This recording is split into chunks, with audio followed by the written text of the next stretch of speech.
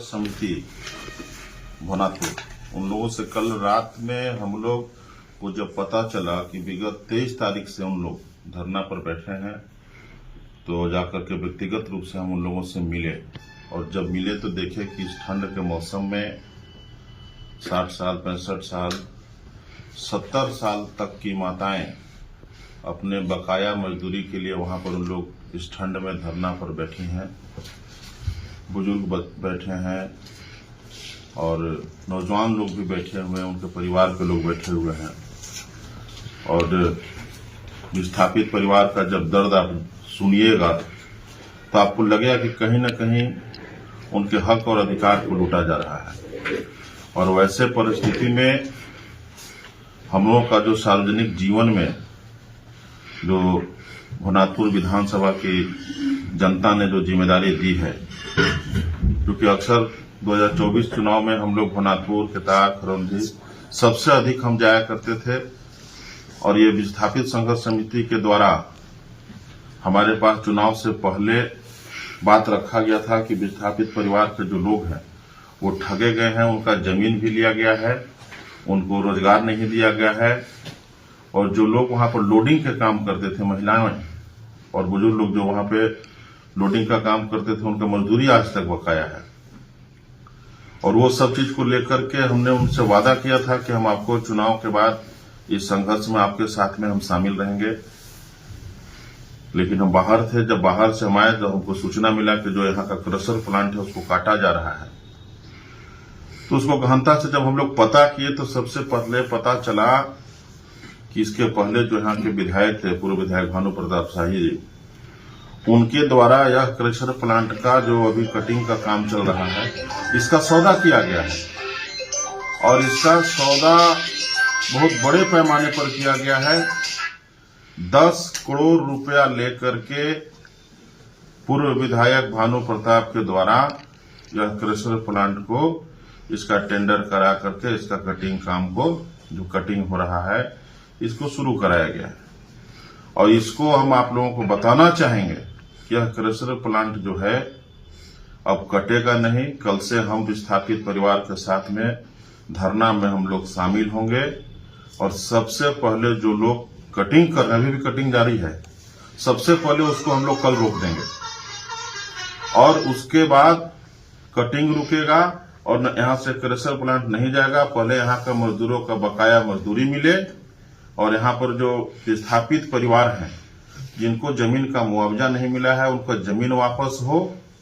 और जहां तक कटिंग की बात है और ले जाने की बात है, पहले वहां पर हमारा लाश उठेगा, उसके बाद वहां से एक भी पीस वहां से जो भी चीज है उठेगा। इसके लिए हम लोग निर्णय ले चुके हैं और वहां पर जितने भी बुजुर्ग अभिभावक जो हमारे पिता के समान हैं, हमारी माताएं हैं, सबसे पहले आंदोलन जहां पर लोग धरना दे रहे हैं उस स्थल पर जाएंगे और जाकर के उन लोगों से हम आशीर्वाद लेंगे।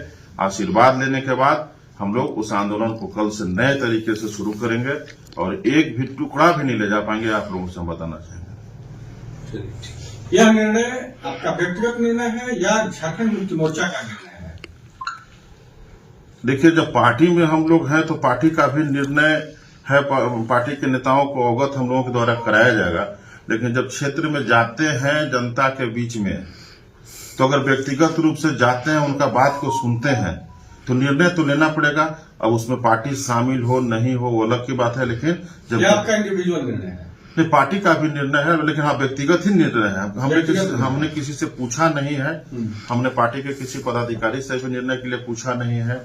लेकिन जब विस्थापित परिवार के बीच में गए थे और चुनाव के समय में उन लोग जब संघर्ष में शामिल हुए थे तो उस समय भी हम पार्टी से नहीं पूछे थे कि हम जनता के बीच में कहाँ जा रहे हैं, जनता से कहाँ हम क्या वादा कर रहे हैं, जनता के संघर्ष में कहाँ शामिल हम हो रहे हैं, कहाँ सुख दुख में शामिल हो रहे हैं। और जब वहां पर 60 साल 70 साल की माताएं हैं, वहां पर बुजुर्ग गार्जियन है, वैसे लोग जब आज वहां पर इस ठंड के महीना में वहां पर जाकर के परेशान हैं और धरना पर बैठे हैं, तो हम समझते हैं कि पार्टी से ऊपर का चीज है और इसमें हम लोगों को क्या इसमें विधायक जी का भी सहयोग रहेगा? विधायक जी भी इसमें शामिल होंगे?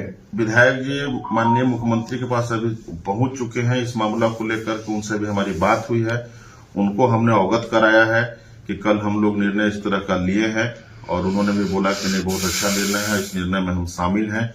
और विधायक जी चूंकि बाहर है इसलिए वो कल नहीं रह पाएंगे, लेकिन ताहिर जी भी बाहर है, वो भी नहीं रह पाएंगे बड़े भाई, लेकिन कल शोगरा बेगम जी मेरे साथ में रहेंगी। और हम समझते हैं कि हमारा निर्णय में पार्टी, हमारे बड़े भाई अनंत प्रताप देव जी, ताहिर अंसारी जी और पार्टी के एक एक कार्यकर्ता हमारे निर्णय को मानेंगे। और मेरा निर्णय गरीब परिवार के लिए ही बराबर होता है। और गरीब के बीच में जाने में, और जब गरीब परिवार के बीच में जाते हैं, जो वादा करते हैं तो उसको जब हम पूरा करेंगे तो उसमें तो सबको शामिल होना पड़ेगा। और यह व्यक्तिगत निर्णय नहीं है, यह भवनाथपुर विधानसभा के विस्थापित परिवार के लिए यह निर्णय है। और सार्वजनिक जीवन में अपने परिवार को छोड़ करके, अपने बाल बच्चों को छोड़ करके भवनाथपुर विधानसभा के लिए जीवन जब तक रहेगा हम लोग संघर्ष करेंगे। और विस्थापित परिवार के लिए, और यह करेसर प्लांट का जो कटिंग चल रहा है, इसके लिए अगर जेल भी जाना होगा तो जेल का भी गेट पर सबसे पहला कदम मेरा आगे होगा। अगर इसके लिए हम लोग संघर्ष में शामिल होंगे, आंदोलन करेंगे, इसमें अगर हम लोगों को मौत को भी गले लगाना होगा तो ये छोटा चीज होगा, लेकिन विस्थापित परिवार के साथ में और भवनाथपुर विधानसभा के एक एक गरीब परिवार के साथ में कभी शोषण नहीं होने देंगे जब तक जिंदा रहेंगे। ये आप लोगों को बताना चाहिए। ठीक है। तुलसीदामन डोलोमाइट माइंस बंद हो गया है, जी। क्या उसको चालू करवाने के लिए मांग वो भी शामिल है, वो भी शामिल है। जो डोलोमाइट खदान जो बंद पड़ा हुआ है उसको भी हम लोग चालू कराएंगे, ताकि कम से कम 4-5 हजार मजदूरों को रोजगार मिले। वो मांग पत्र में शामिल है।